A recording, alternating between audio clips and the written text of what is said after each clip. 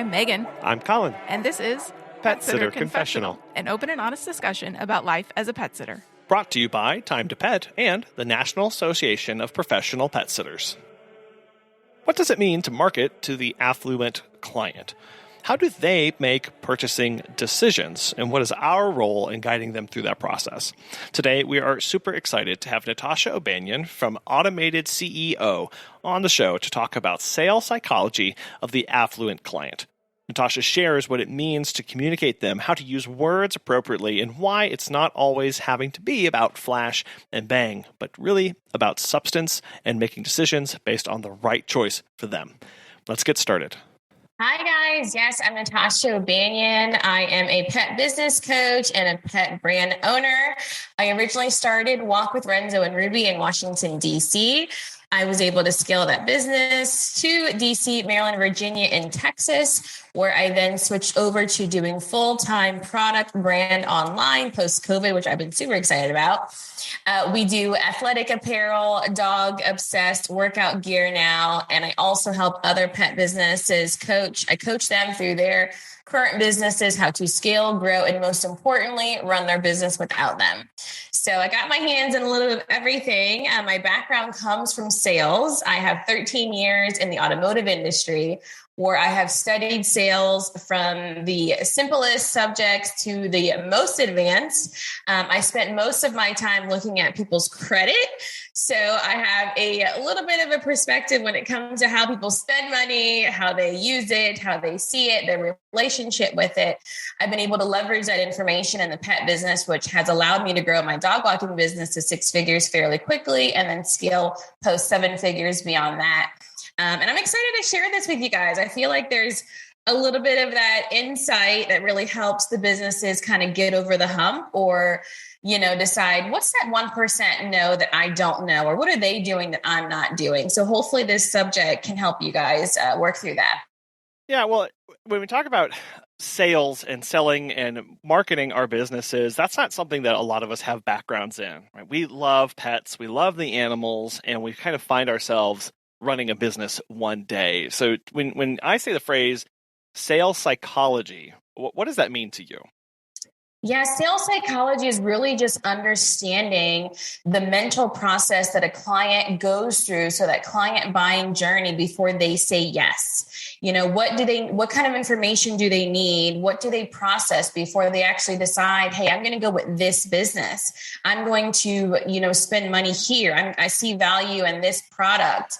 So understanding that sales psychology through the client buying experience is really where you can start to market and leverage to the exact person you're trying to talk to. It's about knowing your client and their motives as well, instead of just showing up as a blank slate, having no idea who you're talking to. And I think, importantly, this happens both in person, but it also happens in the materials and other marketing things that we're putting out there on our website or social media as well. Exactly. And so in simple terms, it's really just understanding your client's needs, not pain points, but needs, right? We have wants and needs. And if you can look at a client and say, listen, I'm the person that can provide you the education, the information for you to make a best decision, then we can do business. Do you agree? Do I agree? Perfect. Now we have a relationship. It's actually fairly simple. But I think people who have not understood sales, it can be intimidating, right? The things that we don't know or we're not familiar with can seem like, whoa, I don't want to sell someone something. I don't want to feel like I'm manipulating or this is yucky. But when in fact, sales has nothing to do with manipulation, has nothing to do with convincing someone. It's literally educating. So if you consider yourself an educator, someone who cares and loves and values the consumer, and you know that you're going to be the very best fit for their needs, that's a relationship. Yeah, I think if you've ever been in that position where you're doing a meet and greet or you're talking to somebody on the phone or somebody who's requesting your services, and if you ever had that thought of, well, what made them choose me? Right? What was it about me that made them go with me? What kind of pushed them over that hump? This is what that's getting at, is understanding what kind of made them go, no, that person is the one that I trust. And so as a business, it really is fundamental to how we operate, because if we have no idea why people are choosing us and what we're doing, right, we kind of miss out on a lot of the power that we have as a business. Absolutely. And that goes all the way back to those value adds. You want to look at your business as a whole and decide, like, what kind of client do I want to work with? What do I want to offer to the client? What kind of experience do I want to take them through? How do I want to be seen as the standout option between the crowd? And so when you know what your wants are to deliver to the client, you can then start talking to your people. And so I know in the pet industry, we always talk about, in the service-based side, we talk about covering the city versus covering the suburbs versus covering the rural. And we think it's just this whole different life. Sometimes it is in small ways, but at the end of the day, it's, do you provide a service that I actually need, that I see value in, that I can justify, that I can back up and support and continue to use this on a recurring basis for my family? And so going in deeper with that, you want to identify, for me, I knew exactly who I wanted to talk to. I wanted to talk to a mini version of myself, a person who was working in a corporate industry that worked very long hours, who considered myself work hard, play hard, who wanted to still have all the fur babies I could possibly collect, but had no idea how I was going to take care of them by myself. Yeah. But I wanted them to have this very plush luxury, roll out the red carpet experience. I had always worked with Mercedes, Lexus, Bentley, those brands in the past. And I've also worked with Honda, Mazda, Toyota, those brands as well. So I clearly saw the difference between that, whoa, wow, they really do things differently on this side. And so I said, why can't we give that to the pet business? Why can't we roll out that red carpet and still be able to make a profit, supply the client's needs, but then stand out from the crowd? And so when I start looking at my avatar, I said, wow, I really want to start targeting city-going people that tend to not have family in the area, who tend to work long hours, who tend to try to live somewhat of a social life on a regular basis. And those were typical at our time, was the millennial-based buyer. I had a lot of clients that worked in Congress or who were staffers, they fell in that category. I had a lot of clients who also had children, and they were like, I just can't do it all. And so where we came in is we say, listen, I don't even want you to consider yourself to do it all anymore. I want you to hire us to join as partners, and we're going to take care of that. Similar to when I hire my nanny service, or when I hire a cleaning service, or someone to cut my grass, I just can't do it all. So what is it that you provide that's going to make my life easier? I have this pet. I don't know what I'm doing. So what can you provide to me that makes me a better consumer? And I think that's where a lot of us miss the mark, is that a lot of our clients are first time pet owners. A lot of them are, right? Especially post-COVID, the shelters were cleared out. A lot of our clients are just not educated as we are. We have thousands of opportunities that we service dogs every single day that we know a little bit more than they do. But they look to us to educate them, to then guide them down the direction that we've set forth for them. When we lose opportunities to sell our clients' products on a meet and greet, that's a huge opportunity where people are like, oh, I want to grow my business. I want to make more money. Well, if you have a client that found you, that's inviting you to their home on a meet and greet, why are you then not offering them product to grow your business? Because these are products they're going to need anyway. They're going to need a leash. They're going to need a harness. They're going to need a dog bowl. These are all things that have small effort for you to grab and get and sell to your clients. Yeah, like you said, it's about meeting their needs and understanding what those are. And as you early on elucidated, the difference between pain points versus needs in their lives. They have things, they have problems that they're trying to solve. And how do we do that? And for this discussion, we're talking about, especially for the affluent client, because that's a big topic of discussion of who should I sell to? Should I just only sell to rich people? Should I only provide services to these affluent people? But there's a little bit of pushback on that when people go, well, doesn't that limit my business and the scope of people who I can care for? Because there aren't that many people out there with that level of income in their life. So how do we walk that fine line between, or maybe it isn't a fine line, of serving this more niche clientele and not having as a wide base of clients? Yeah. So the thing about the affluent only means that the medium household is a 6-figure income. Typically, it's a figure to $1 million income, that is what they define as affluent. The thing is, it has nothing to do with limiting your resources. It all has to do with niching down to who can actually afford us. No matter what side of the world you're on, suburbs, rural, city, we all know that we're looking for a client that has discretionary income.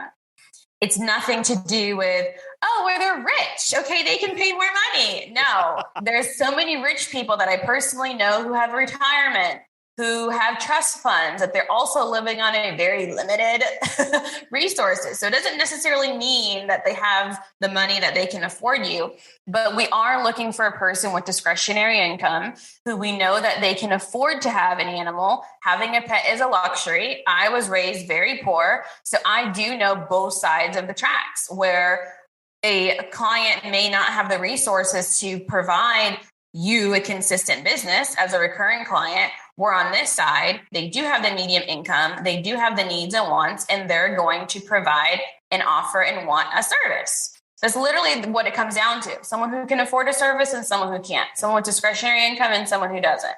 When I didn't have discretionary income, I did it all myself. When I did have discretionary income, I hired partners. And it has to be that simple for us, because I know that a lot of us are like, oh, I want to be able to service them and I want to be able to offer them a discount so they can afford me. And I know that they really want to use me, but they can't afford it. Well, we don't really know what's going on in their pocketbook. We don't really know what's going on behind the scenes, because I can tell you right now, looking at thousands of credit reports, I'm like, people have money if they want to. Yeah. They can afford and buy whatever they want. It's just where they see value. And that's where we get the opportunity to really explain why letting your dog out for a midday is so important. Why having a pet sitter come to your home while you're on vacation at least 3 times a day is so important. We have to actually provide that information for them. Have you heard about Time to Pet? Susan from The Pet Gal has this to say. Time to Pet has helped us grow exponentially. We believe the platform's features make us by far more professional than other companies who use conventional dashboards. They are the software gurus constantly developing and improving the platform based on user feedback.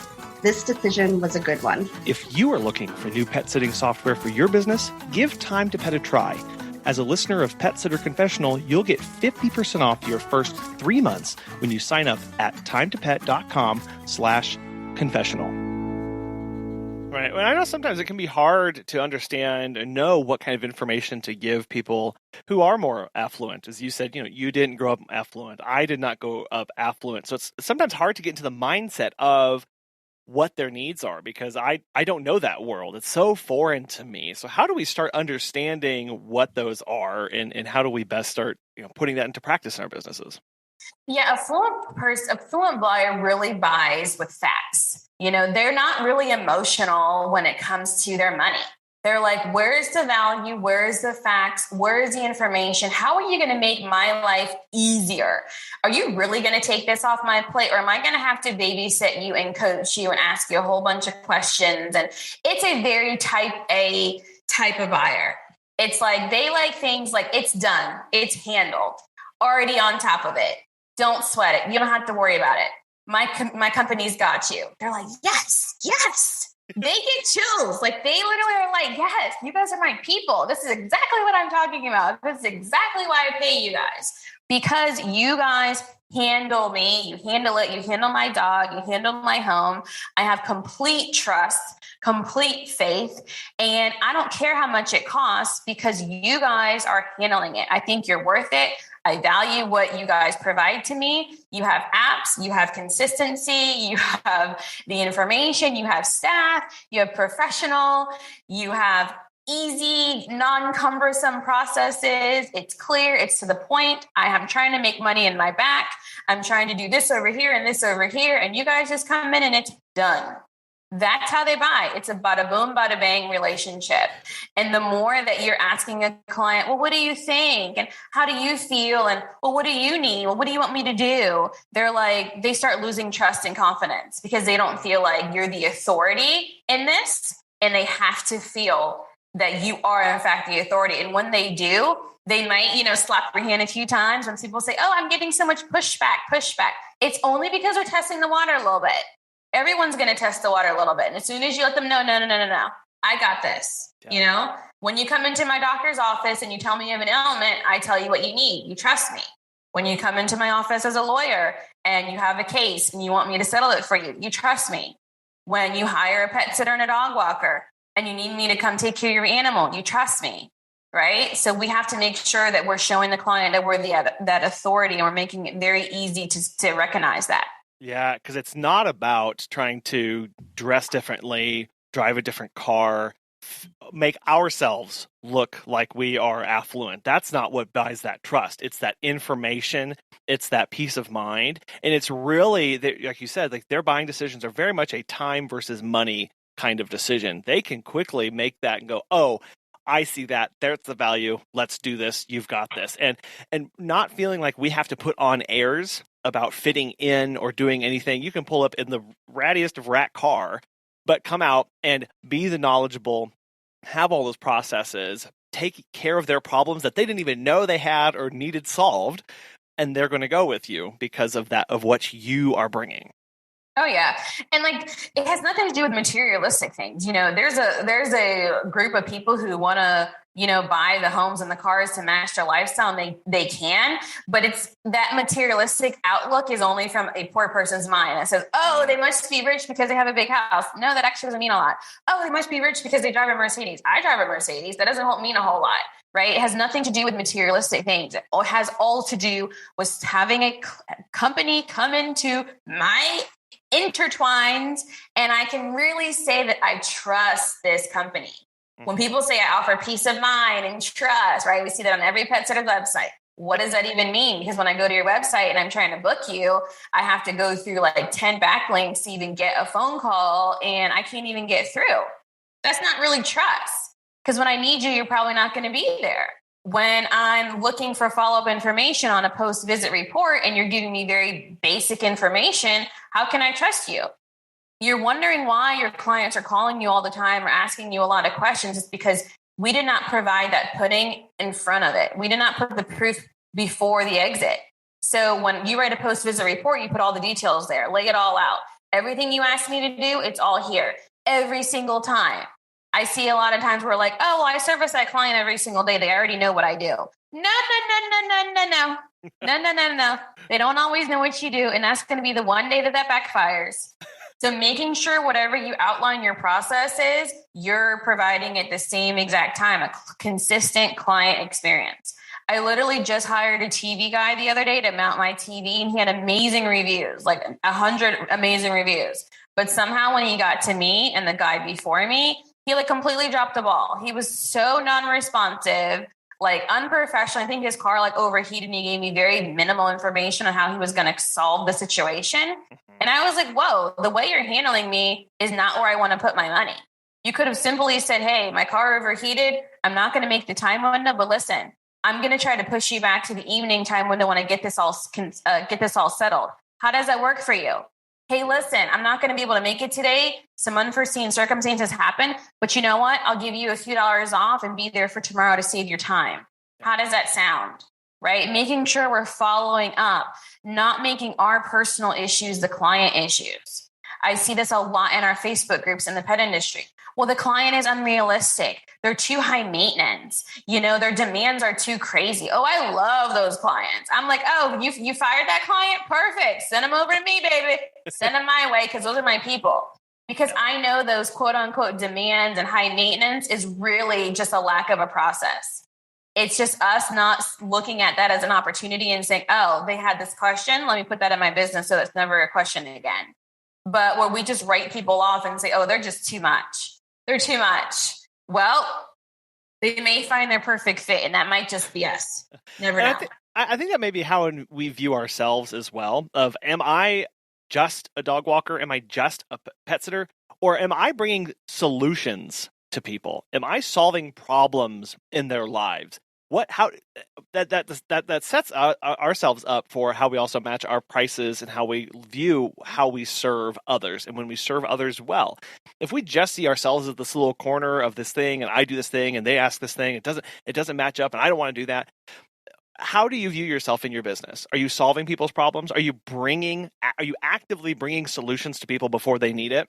You know, I love to bring people come new to the area, that first meet and greet, telling them, hey, you're going to get a link. You're going to get 3 or 4 links sent over to you with all of the pet resources that we know and have written about for you to start integrating to the pet community here. We're super excited to have you on board. People love that little touch of going, oh, wow, you're going to send me a blog about groomers and a dog about trainers and a dog about vets and a blog about dog parks and all the things that I can do with my dog here. You have now solved those solutions before they even got to asking them. That's where we start talking about of like, what are we bringing and how we're viewing ourselves when we're interacting with these clients. Oh yeah. I mean, the client wants this peace of mind. That's really what it comes down to. When you always have to look at other industries. When I'm interviewing schools for my child and I come in orientation, okay, so what is an orientation? What am I going to get here? Is this just a waste of my time? Well, look at a meet and greet similar to that. This is your opportunity to actually highlight your business, to show your client all the things that you guys offer. Don't just say, oh, you're looking for a pet sit. Okay, cool. And then just drop it at pet sit. Well, you offer so many other things. You offer weddings. You offer flipping the litter box. You offer, happy hour visits. You offer morning, night visits. You offer boarding. Those are missed opportunities to quote unquote sell a client, but you're just satisfying a need where they're like, wow, I didn't even know you offered all that. I hear it a lot with my pet clients. They're like, oh, my clients always tell me they didn't even know I offered that. I'm like, what the? I'm like, well, that just means that we probably can create a quick guide packet, right? Like when you buy a car and you have this quick guide that says, these are all the quick sheets on everything you're ever going to need here. Why can't you create something as simple as that where the client's like, wow, every time I need something, I can just go to this quick guide first and answer these questions before trying to make a whole appointment to get a servicing. Okay. That's why those little trinkets are out here in different industries where we can copy and mock them to put into our business. It's so funny that you say that because I just did a meet and greet yesterday with a lady who had a whole team to come and care for her house. And she's like, you're taking care of the dog and I'm going to have somebody come and water the plants. I'm going to have somebody come in and do the trash. I'm going to have somebody checking the mail. And I had that exact same thought of like, what I do all of that. I am missing something got dropped here in this process. It's literally true. People think they need a whole team, like a whole squad, and the affluent buyer has no problem hiring that squad because we get a quality of life that's just it's priceless. You cannot put a price on being able to hang out with your children all day long and not have to be like, oh, I have to mow the grass. You cannot put a price on being like, you know what, I really want to take the kids to the pool, but I forgot, like the house hasn't been clean in literally 2 weeks and like we have no clean underwear, right? It's that value that you're like, I'd rather be going on a hike. I'd rather be hanging out with my dog. I see so much more value in my life than just money. It's cost $100? Sure, please. Because that $100 is going to give me 2 hours back of my life. Oh, that's a fair trade. So that's where they see that value exchange. Yeah, I always like that I like the quick starter guide, guys. Everyone needs to implement one literally today because that's going to minimize a lot of your questions with clients, a lot of the back and forth, and a lot of the admin. So it's like a double whammy. Yeah, and again, showing up, here's all the solutions I bring to you, and here's information. Hi, good to know you, right? And then they, like you said, they're going to go to that for reference when they need something in the future, and they can hand that off to people whenever that comes around. It's a tangible object. It's a reminder of who you are and what you're doing and the problems that you're solving for them. And I think part of this too is you mentioned a couple times about pricing and time. And as you've said this before, but I do think it's really important to notice again with prices and the sales psychology of the affluent is understanding we can't impose our perceptions of our value on that person who's buying from us. I see a lot of people who go, oh, I can't send that invoice, it's too much. Well, I need to reduce this in some way, and we are imposing that. Or the inverse of going, wow, like you already said, look at that person's car, look at their house, I'm gonna add 15% to this invoice because they can do that. It's not about that. It's about being confident in the services you provide and then finding the people that matches when they find that value in you. Oh, yeah. I mean, as long as you have your own process, it doesn't matter what the client is doing, saying, acting, giving you facial expressions back that they're into you. It doesn't matter what they're doing. Stick to your process. This is our price. this is what this is going to cost. This is what that's going to cost. If you have 2 dogs, this is the price. If you want me to come on a holiday, this is the price. If you would like me to feed the dog or feed this is the price. If you like me to take out the mail, this is the price. I think we get into the client's mind and we start saying, well, oh, it's just adding up too much. I just can walk outside and just quickly water the grass. That's not going to be anything. I could just do that while I'm there. Well, there's an actual whole new person that actually has that job and they charge $40 to do that. So you can too. The client will always look at you like, wow, they're undervaluing themselves. It's something we hear all the time where we hear like businesses say that the client was like, wow, that's it. That's only, oh, great. Yeah, sign me up. That's all it costs. Or they're like, wow, you should charge more for that. I would definitely pay double for that. Well, the client saw the value, but we didn't see the value. Yeah. And really it comes from just experience. And I think in the workplace for the most part, or experience as a buyer, because I look at my whole life when I buy. How do I travel? How do I purchase a home? What kind of car do I look for? How do I, choose neighbors? Everything has, where do I choose schools? Everything has an input to where I see value in each service, each movement as a consumer. And so I think from the very beginning, we need to start utilizing social proof more. When a client can actually go to your Google website and see that you're highly liked and you're highly recommended, or you're repurposing that content on your social media, an affluent buyer will say, wow, this is someone who is consistent. They've produced consistent results and I want to move forward. In the pet industry, especially service-based side, client has most likely already decided that they wanted to move forward with you before they even called you.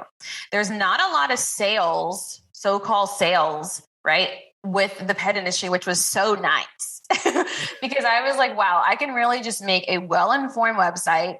I can create social proof. I can repurpose that social proof. I can make sure my SEO is pinging always back to me. And when I do those things properly, the client, for the most part, has already decided to move forward. Now I can use automation to close the deal. I don't even have to physically be there. But coming back to sales psychology, when we're thinking in our mind that we buy by talking to someone on the phone, and we buy by, someone laughing and smiling and giving me a bear hug, that's not how affluent people buy. They don't. They are so busy that they literally decompress at like 11 p.m. at night. Remind you, people who have money work for their money. They do investments. They run a team. You guys know how it is when you're running a team. It's a full-time job. They finally get to unwind again, 10, 11 o'clock at night. And they're like, oh, dang, I forgot to book the pet sitter. Okay, let me do that really quick. Yeah. They get to go online and they get to book. And the moment you said confirmed, you're all set. They're like, yes. But when you guys have those time to pet requests first, well, I want to vet the client first and I want to talk to them first and get a feel for them before I can move forward. Well, what are you looking for? A smile and a pizza? What did you want to know? Where's the keys? What kind of dog do you have? Have they ever bit someone before? How are they with new people? You can simply ask these questions in your pre-qualifying process and allow the client to move forward versus being like, well, I personally would never buy a pet sitter unless I actually, broke bread with them. A lot of us, again, I come from poor life. A lot of us feel that way. Like, no. I need to sit down with you. I need to break bread first. I need all my aunts to vet you, and then we can move forward. I mean, that's literally what it feels like when we do it that way. But when we change the mentality to an affluent buyer, they're like, how fast and quick can this happen? This is why the Rovers and the Wags are thriving, because they understand that buyer. Us as the small guy are like, whoa, I would never do that. How do they do that? Well, there's a whole community out here that just wants it done. Just get it done. Where we think that a lot of these tips are like, oh, well, this is a special touch. This is a special touch. I have to, they should know my cell phone number. They have to text me back. It's a special touch. Affluent buyer is like, if this is your process, then I'll just follow it. But if I could just book, then I'm just going to book. What do you want me to do? We create the client. We show them how they should treat us. The National Association of Professional Pet Sitters, NAPS, is the only national nonprofit professional pet sitting association dedicated to raising and abiding by industry standards. NAPS provides pet sitters with the tools and resources to own and operate successful pet sitting businesses and the support needed to grow their businesses by promoting professional integrity through the Pledge of Professional Conduct, enhancing professional development through its annual conference, publications, and resources, and offering networking opportunities. Members are listed in the NAPS Referral Network, which can be assessed by pet parents, and they offer a certification program and continuing education. NAPS is run by its members for its members. It is a volunteer-driven association. Visit the NAPS website at petsitters.org for more information regarding NAPS membership and a complete 2023 conference details. Yeah, I think as you're talking, you mentioned that some of the car companies that you had worked with, and it got me thinking, what's that buying process like? I can go online right now and custom order a Bentley with a few clicks to whatever I want and have it show up wherever I want, and it's just there. I don't have to go and drive and look at it. If I like it, it's going to work for me. I just 5 clicks and I've ordered a Bentley. I did not do that. Let me back out here. No credit card.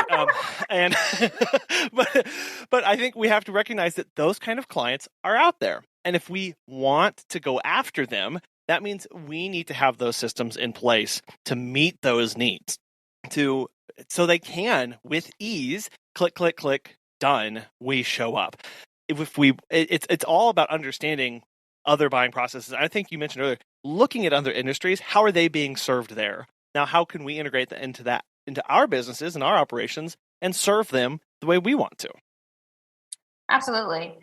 I saw a study before that they said a client who is going to ask you 1,000,001 questions. Well, how much is this? What's the color going to be? When are you going to do this? When are you going to show up? How am I going to know? That kind of nitpicky client is the one that always lowballs you. But the client who says, oh, it's, $50K, sure. Do you take cash or credit? That's usually the easier, smooth sailing client because they already are on a way different mindset to how they spend their money.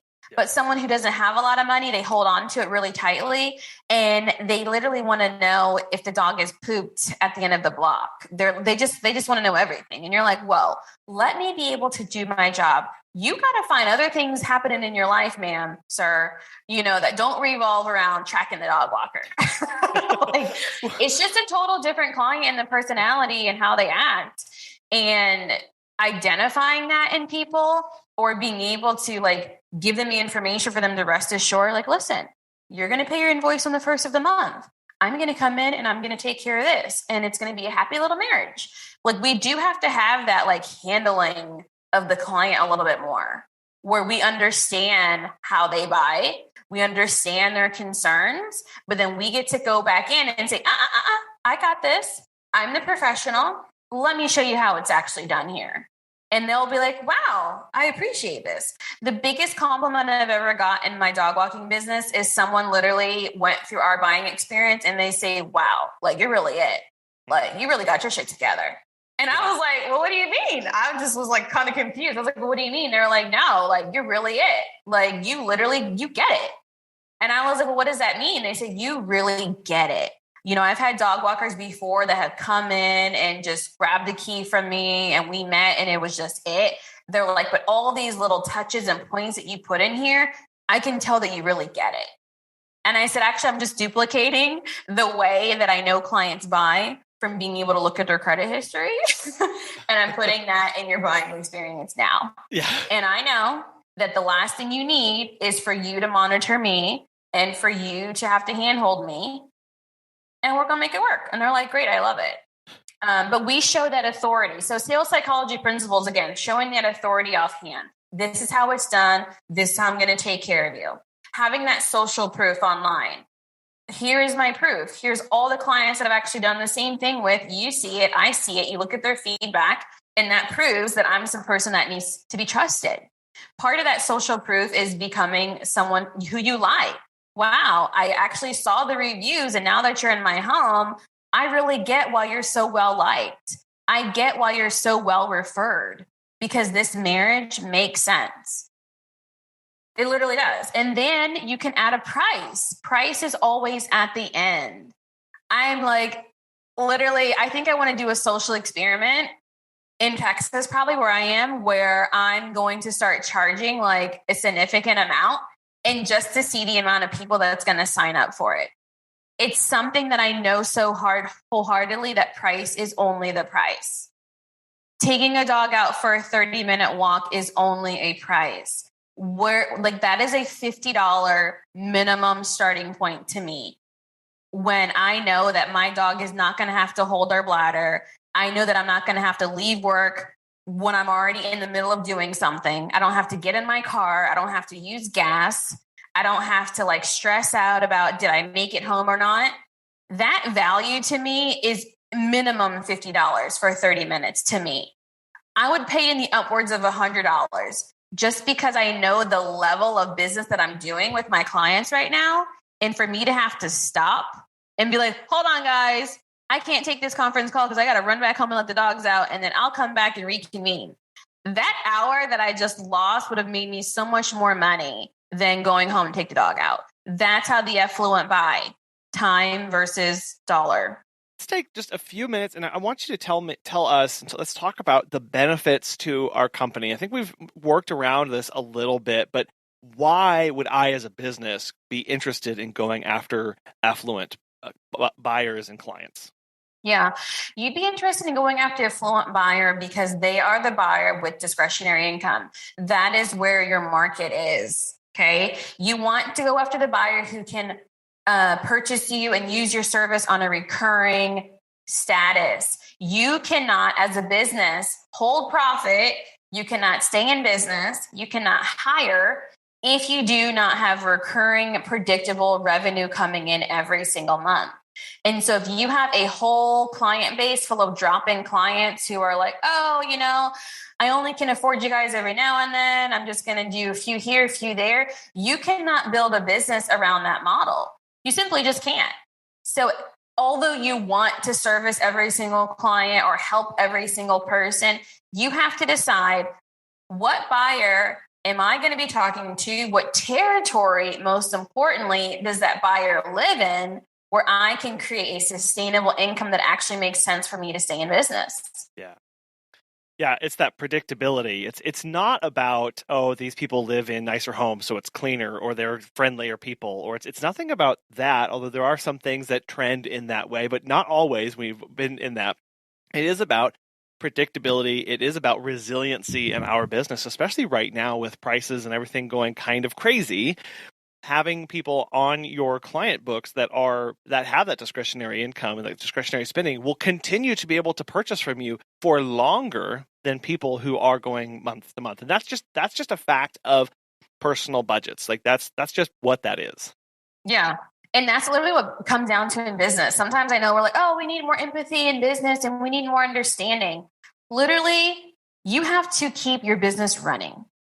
You can have all the empathy and understanding when you have a very lucrative business. Okay. When your business is covering inflation, when it's bypassing recession, then you're like, hey, these other customers that come in who may need a break, I'm able to help them out because I have this solid foundation of my own, right? I always say this, we cannot pour from an empty vessel.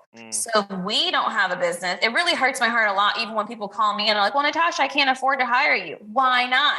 That's a problem. The fact that you are a business owner and you cannot afford to invest in your education, that is showing that your margins are too low. You cannot afford not to invest because you have to be sitting on this cushion to where if anything knocks at your house, you're like, you know what? I've already planned for that. I already have that taken care of. Why? Because my clients are coming in at a consistent rate. So now I can actually predict raise increases from my staff. I can predict buying new gadgets and toys and, new things for my clients to wow them. You don't have that flexibility to do so when you're working on such small margins. When the gas prices went up, I talked about it. When inflation hit us, I talked about it. When recession came, I talked about it. I've worked through 2 recessions in my own corporate career. So I know what that looks like. When I worked with Honda and the recession happened in 2008, I was like, whoa. We literally, I don't know if I'm going to be able to pay my mortgage this month. We don't even have the same amount of cars being sold. I don't think it's going to happen for us. And I was a finance manager. Then when I worked for Mercedes, it was like, what recession? What are you talking about? Yeah. The buyer has already planned for those type of iconic shifts in the market. So we need to be attracting that person that's going to be able to sustain with us. And then we're able to help a buyer who says, you know what, Natasha, I really want to be able to use you right now, but I'm a little bit tight. Anything you can do to help. And that's when I get to jump in and say, absolutely, I got your back. I know that you've always been an amazing client. And right now, this may be like a little rough point for you, but don't worry about it. I got a little bit more where that came from, and I can help you out now. Yeah, we can do things and we can take advantage of opportunities when they come along too. So whenever that really good opportunity to sponsor an event or a really good discount on product that you know you're going to use, or the bonuses that you want to give to staff, or the gifts that you want to give to clients, you can take advantage of those. While if you don't have that cushion, that margin in your business, you aren't able to. And that does impact how you operate, how you are perceived as a business as well. Yeah, and I notice a lot in the groups where people are like, oh, my clients are so amazing because they always tip me. So I hear like tips is a big value assessment on the ladder of an ideal client if they tip. Yeah. Where some cultures, tipping is not even normal, but apparently in Facebook groups in the pet industry, if a client tips you well, like that's another ladder bump, okay? So just thinking about being able to tip you well, if that's how we measure an ideal client. People who have discretionary income are like, wow, I do hire these type of services. I do partner with companies. I understand what you guys go through. I understand what it is to keep the lights on. I want to kick you back another 20% tip on top of what you already charge me. Like if you guys think about the privilege of tipping, it is such a privilege. I've already paid for the full price, but now I can actually give you 20% additional on top of that. Wow, that is such a privilege to do so. And I'm saying thank you. But it's not that I don't want to give you that tip, it's I just don't have it. That's the difference. So we have to be careful how we judge the consumer, because we're always like, deciding who's a good client or a bad client because of what this group has done. And then we're like, well, they never tip me anyway. So, they can go to hell. So it just comes down to that sometimes. And it's really just affordability. Yeah. One thing I hear a lot is they're like, I don't want to be too expensive because I don't want my clients to think I'm too high and they can no longer afford me. Well, the clients who can afford you will afford you, and they're going to value what you offer, and they're going to be happy to pay for it.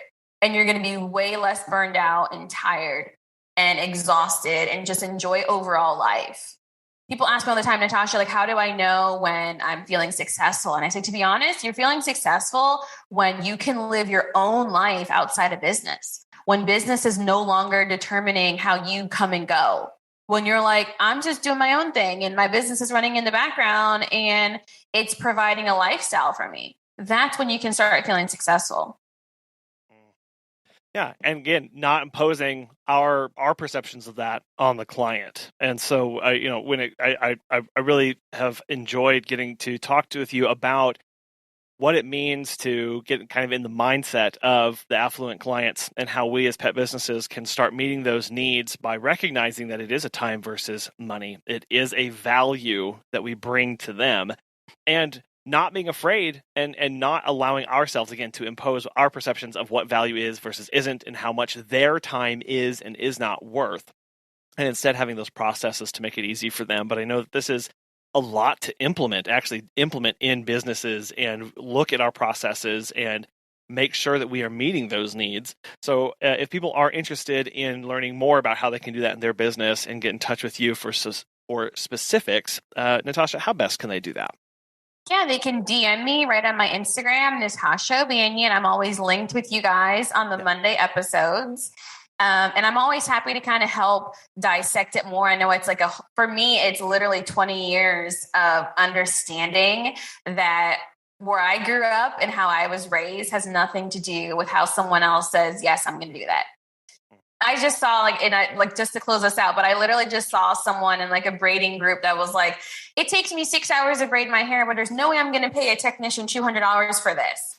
And I said, well, just take you 6 hours by yourself. And now your arm is cramped and tired. And they're like, oh, I know, that makes sense. So they're like, how dare you? A few things that we can start implementing today, guys, is making sure your price is high enough for you to differentiate the difference between a drop-in client to a recurring client. So when someone says, do you offer discounts? Yes, we do. We offer discounts when you at least book us 3 times a week. Otherwise, our drop-in price is this. Then they'll say, oh, that makes sense. Okay, cool. Let me get on a recurring. You instantly switch sales psychology on a client. You instantly switch the client experience, you instantly switch your experience because now you can predict the income from that client. But when you're like, oh, we're not busy, we'll just take you. Oh yeah, you can come in. When an affluent client smells blood and they feel that they can just drop in whenever they want to, and you keep saying yes, yes, yes, yes, yes, they're like, cool. She always says yes. He always says yes. I'll just drop in whenever I want, and they will not commit to that client loyalty with you. So if you guys didn't get anything out of this episode today, please make sure you change your pricing from a drop-in to a recurring so that client can feel that scarcity, because it's another principle in sales psychology is scarcity. If I get this in a bulk, I'm going to benefit versus dropping in whenever I want to. And in return, that's going to help us prepare, plan, and be able to hire better. I love that. Again, Natasha, thank you so much for joining us today. I really appreciate the insights and looking forward to seeing what people have to say about this. My pleasure. See you guys next time. Affluent clients buy with facts, not emotions or anything else. They're looking to you to be the expert and to solve their problems in a logical, cohesive manner that makes sense to them. They are going to trust you to give them the relevant information, and they will quickly move on if they ever think that you are lying or being deceitful for them for your own personal gain. It is important that we operate with the utmost integrity for absolutely everybody. We have a training that we go through with our staff about how we treat every client the exact same. This is important to us, that we are honest, that we are upfront, that we have integrity with everybody who walks through our door. It's not about treating some clients better than others because we think that they are more wealthy. We treat everybody well because we want to be treated well. And we operate our businesses with truth, with facts, and with the best interests of both the client and their pet at heart. We want to thank our sponsors, Time to Pet and the National Association of Professional Pet Sitters, for making today's show possible. And thank you so much for listening. We'd love to hear how you have managed to market to more affluent clients and what that process has looked like for you. Thank you so much for listening. We hope you have a wonderful rest of your week, and we'll be back again soon.